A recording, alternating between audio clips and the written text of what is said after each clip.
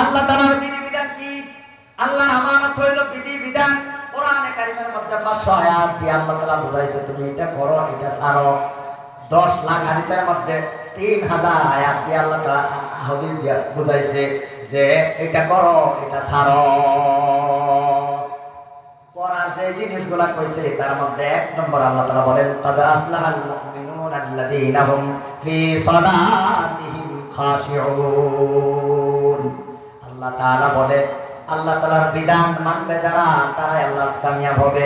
এই বিধানের মধ্যে 1 নম্বর বিধান হলো ঈমানের বাদে তুমি নামাজ আদায় করো, মনোযোগ সহকারে নামাজ আদায় করো।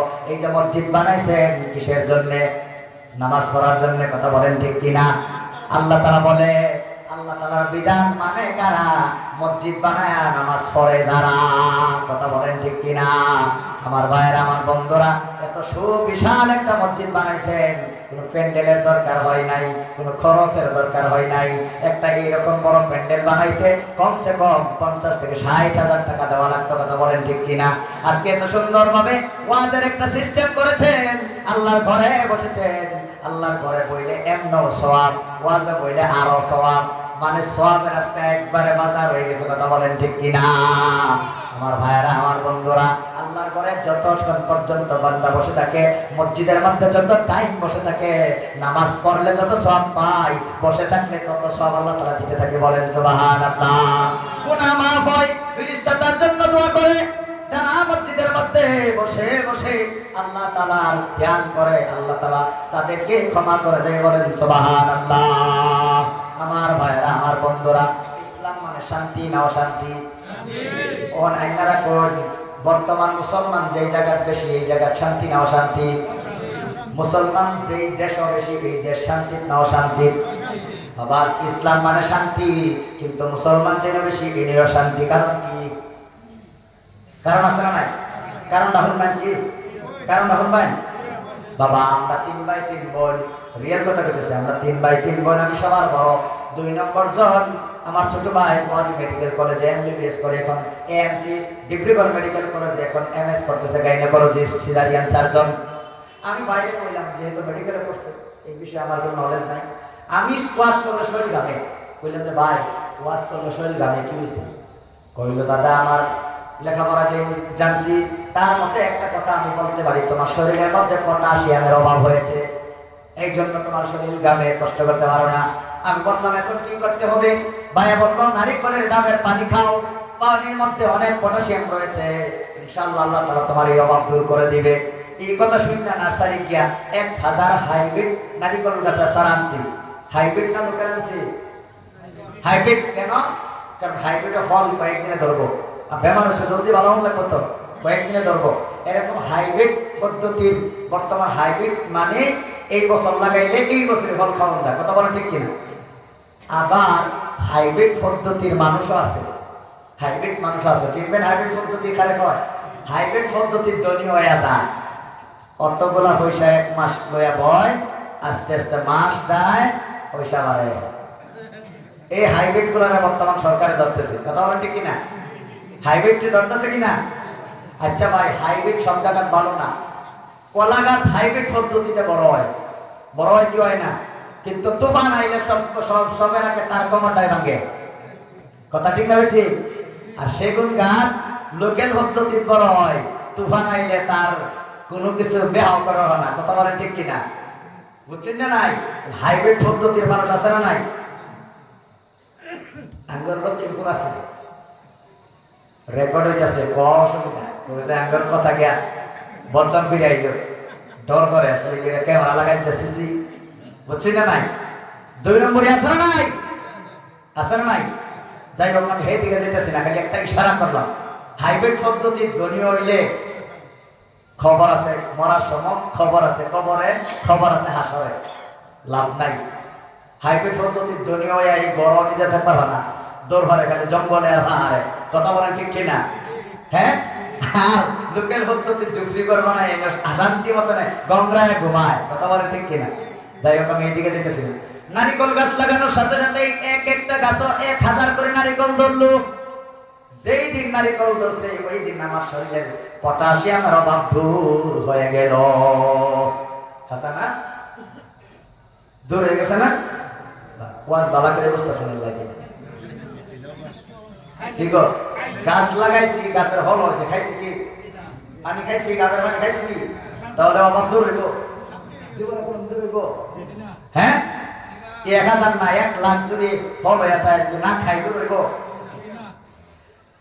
নারিকেলের পানি না খাওয়া পর্যন্ত তোমার পটাশিয়ামের অভাব যেমন ভাবে দূর হবে না ঠিক ইসলাম মানে শান্তি ইসলাম মানে শান্তি তসবিহ মারলে বক্তৃতা দিলে ভাষণ দিলে লেখালেখি করলে শান্তি আসবে না ইসলাম ভিতরে ঢুকাইতে হবে এখন ইসলাম সব বাহিরে নারিকেলের পানি সব গাছ এখন গাছ থাকলে যেমন পটাশিয়ামের অভাব দূর হয় না ইসলাম বাহিরে রাখিয়া শান্তি হওয়া যায় না এখন ইসলামের সব বিধিবিধান বাহিরে এই জন্য ইসলাম মুসলমান যেই জায়গা বেশি এই জায়গা অশান্তি বেশি কারণ বেমারি হইছে কিন্তু মেডিসিন ফার্মাসি মেডিসিন আইনা খায় না বেমার ভালো হয় না মানুষের মুসলমানের বেমার ধরছে ওষুধ হইল কোরআন আর হাদিসে কোরআন হাদিসের কাছেও যায় না বেমারও ভালো হয় না শান্তি হয় না আমি কি বুঝাতে পারলাম এই ইসলাম ভিতরে ঢুকাইতে হবে ইসলাম 5টা জিনিসের নাম কয়টা ভালো করে কই কয়টা জিনিসের নাম 5টা জিনিস যতক্ষণ পর্যন্ত তোমার ভিতরে না ঢুকবে তোমার সমাজে না ঢুকবে তোমার দেশে না ঢুকবে এই পৃথিবীতে মানুষের হৃদয়ে না ঢুকবে ততক্ষণ পর্যন্ত এই পৃথিবীটা জাহান্নামের মতো হয়ে যাইবে জান্নাতের মতো কোনোদিন হবে না তার 1 নম্বর জিনিস হইল আকাইদ বা বিশ্বাস আকাইদ তোমার বিশ্বাস করতে হবে آمنت بالله وملائكته وكتبه ورسله واليوم الآخر والقدر خيره وشره من الله تعالى والبعث بعد الموت এই 6 জিনিসের প্রতি যদি বিশ্বাস করো তাহলে 1 নম্বর হবে একটুখানি ঢুকছে তোমার ওহন মানুষে আপনারা আল্লাহরে বিশ্বাস করেননি সবাই কে কে আল্লাহকে বিশ্বাস করেন কে কে রাসূলকে বিশ্বাস করেন কে কে আসমানি কিতাবকে বিশ্বাস করেন সবাই করেননি তকদিরে বিশ্বাস করেননি পরকালকে বিশ্বাস করেননি হাত নামান আল্লাহকে বিশ্বাস করো ফেরেশতাগণকে বিশ্বাস করো 3 নম্বর কি ওয়া কুতুবিহি আসমানি কিতাবকে বিশ্বাস করুন তো কোরআনকে বিশ্বাস করেননি সবাই করেননি কোরআনকে সবাই মানেননি বাবা অহন উত্তর দিবা কোরআনকে তো বিশ্বাস করুন কথা বললেন এখন উত্তর দিন কোরআনের মধ্যে আল্লাহ রাব্বুল আলামিন বলেন আকিমুস সালাতা ওয়া আতুজ যাকাত নামাজ কায়েম করো যাকাত দাও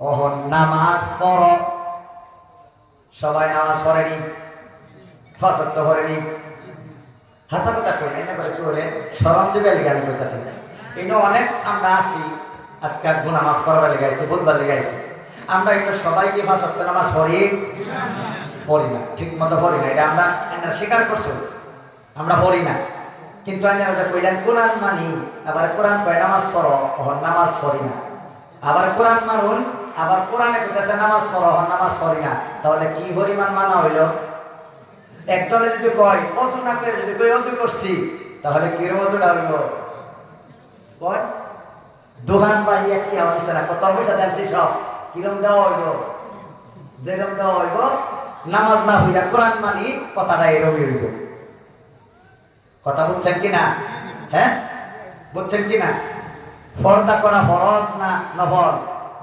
ফরজ বাপেও নামাজ পড়ে মাও নামাজ পড়ে তাহাজ্জুদের নামাজ পড়ে বাপে তাকবীর করে মুবাল্লিগ মেয়েরে অর্ধ উলঙ্গ করে ইশকারে হড়ায়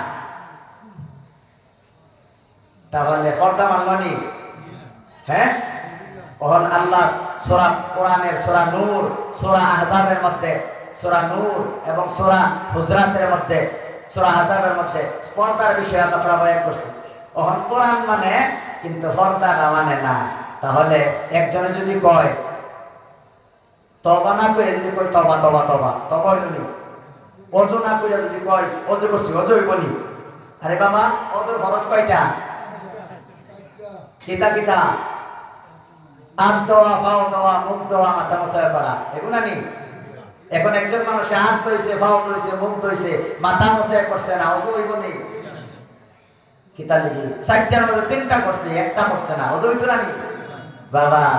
যদি হইতো না তাহলে কোরআন আয়াত যতটুক আছে 4 ফরজের 1 ফরজ ছাড়ে দিলে যদি ওযু হয় না, তাহলে কোরআনের মধ্যে আল্লাহ কয় নামাজ পড়ো, নামাজ যখন তুমি ছাড়ি দাও তখন তোমার কোরআনও মানা হয় না। যখন তুমি হত্যা করো না তখন তোমার কোরআনও মানা হয় না। যখন তুমি সুদ ছাড়ো না কোরআনও মানা হয় না। যখন ঘুষ ছাড়ো না কোরআনও মানা হয় না। যখন ভাইয়ে বোনের হক দেও না কোরআন মানা হয় না। যত টুপি আর তকি আর জুব্বা লাগায়া হজ করো না কেন, তুমি কোরআন মানো না। কথা ঠিক না ঠিক? হ্যাঁ, এই জন্য আমার ভাইয়েরা, এই জন্য শান্তি নাই। ইসলাম শান্তি কথা ঠিক, কিন্তু ভিতরে ঢুকাইছি না, এই জন্য শান্তি নাই।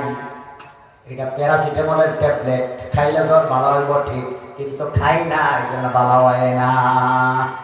ইসলাম শান্তি কথা ঠিক, ভিতরে ঢুকাই না, এই জন্য খালি অশান্তি। কথা বলেন ঠিক কিনা? হে ভাবক ভেবে দেখো, হে ভাবক ভেবে দেখো, বৈশে নিরালাই শান্তি কেন নাই রে দুনিয়ায়। হে ভাবক ভেবে দেখো, হে ভাবক ভেবে দেখো, বৈশে নিরালাই গজব কেন রে দুনিয়ায়। খাঁটি মুমিন নাই গো দেশে, মুসলিম বেলায় কাফির বেশে। কথাবার্তায় আর ব্যবহারে বেদিন বোঝা যায়, শান্তি কেন নাই রে দুনিয়ায়। গজব কেন রে দুনিয়ায়। নামাজ রোজার ধার ধারে না, সত্য কথা কেউ বলে না। মিথ্যার সগুলি ভনা, মিথ্যার সগুলি ভনা করিয়া বেড়ায়, শান্তি কেন নাই রে দুনিয়ায়। হে ভাবক ভেবে দেখো, হে ভাবক ভেবে দেখো, বৈশে নিরালাই শান্তি কেন নাই রে দুনিয়ায়। মাথায় কাপড় দেয় না নারী, বুকে পিঠে নেই না শাড়ি। বেহায়া বেগানা নারী, বেহায়া বেগানা নারী ঘুরিয়া বেড়ায়, শান্তি কেন নাই রে দুনিয়ায়। হে ভাবক ভেবে দেখো, হে ভাবক ভেবে দেখো, বৈশে নিরালাই গজব কেন রে দুনিয়ায়। জালিম অত্যাচারী যত, জমিরাই কাটে কত। জালিম অত্যাচারী যত, মাটির সীমা ঠেলে কত। পরে জমিন ছোট করে, পরে জমিন ছোট করে নিজেরটা বাড়ায়, শান্তি কেন নাই রে দুনিয়ায়। হে ভাবক ভেবে দেখো, হে ভাবক ভেবে দেখো, বৈশে নিরালাই শান্তি কেন নাই রে দুনিয়ায়। অফিসগুলি ঘুষে গরম, অফিসারদের নাই যে শরম। অফিসগুলি ঘুষে গরম, অফিসারদের নাই যে শরম। একটু সর পাইলেই তারা ঘুষের হাত বাড়ায়, শান্তি কেন নাই রে দুনিয়ায়। লজ্জায় কোর্ট কাছারিতে হাকিম সাহেব বিচার পেতে, ঘুষ দিলে তোর খুনের দায়ী, ঘুষ দিলে তোর খুনের দায়ী খালাস হয়ে যায়, শান্তি কেন নাই রে দুনিয়ায়।